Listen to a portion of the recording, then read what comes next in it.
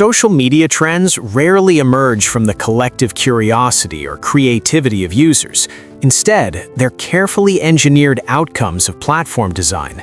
Behind every sudden viral dance, phrase, or aesthetic is an algorithm optimized for engagement, retention, and profit. Platforms analyze massive amounts of behavioral data, what users watch, like, pause on, or scroll past, and then amplify content that triggers predictable emotional responses. What looks like a spontaneous cultural moment is often the result of calculated promotion, where visibility is granted not because something is meaningful or innovative, but because it keeps people scrolling longer. At the core of this system is monetization. Social media companies make money when users stay on the platform, interact with ads, and generate data. Trends that are easy to replicate, emotionally charged, or slightly controversial are ideal because they encourage mass participation. Once a piece of content shows early signs of traction, algorithms aggressively push it into more feeds, creating a feedback loop. The more people see it, the more they engage, and the more the platform profits. In this way, trends are selected not for cultural value, but for commercial efficiency.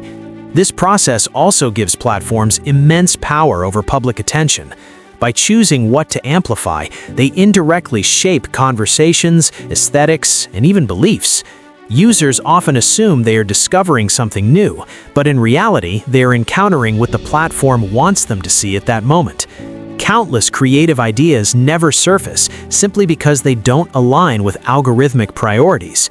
As a result, trends begin to feel repetitive, shallow, and homogenized, reflecting the logic of machines rather than the diversity of human expression.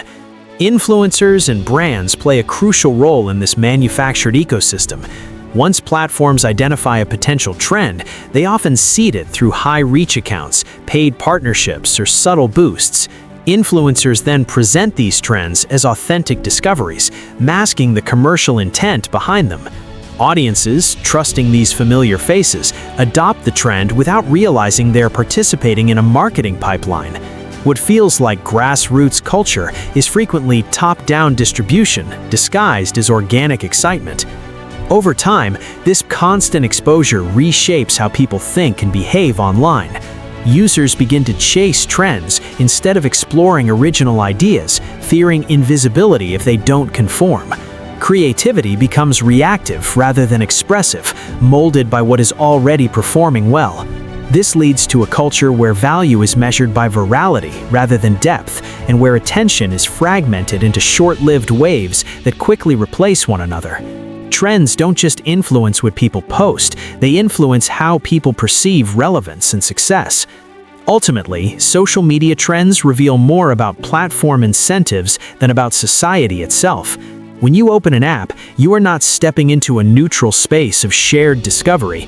You are entering a curated environment designed to guide your attention. Trends are not found, they are delivered. Understanding this doesn't mean opting out of social media entirely, but it does mean engaging more critically. The moment users recognize that trends are manufactured, they regain a small but important degree of agency in deciding what truly deserves their time and attention. Modern trends are less about collective interest and more about system design. Social platforms are built like attention factories, where every scroll, tap, and pause is measured and optimized. Content doesn't rise because people collectively decide it matters. It rises because algorithms detect patterns that can be exploited. Once a theme proves it can capture attention, it is multiplied, replicated, and strategically surfaced until it feels unavoidable. What users interpret as popularity is often just repetition engineered at scale. Advertising pressure quietly shapes what becomes fashionable. Brands are no longer just selling products, they're selling behaviors, aesthetics, and identities. Platforms reward content that seamlessly blends consumption with entertainment because it lowers resistance to advertising. A trend that encourages buying, upgrading, or aspiring is far more valuable than one that encourages reflection. As a result, many trends subtly train users to associate happiness, status, or belonging with consumption, turning cultural moments into revenue streams. Another overlooked factor is predictability. Platforms favor trends that are easy to understand and quick to imitate. Complex ideas don't spread well because they require effort, while simple formats, challenges, templates, catchphrases spread effortlessly. This pushes culture toward uniformity, where originality is risky and repetition is safe.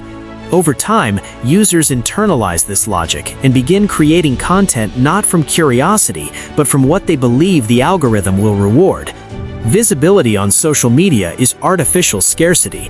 Not everyone gets equal reach, and most creators remain unseen regardless of quality.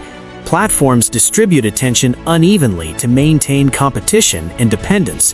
When a trend is elevated, it creates the illusion that success is attainable if others just follow the same pattern.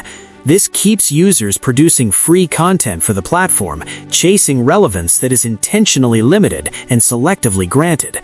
Trends also act as behavioral nudges.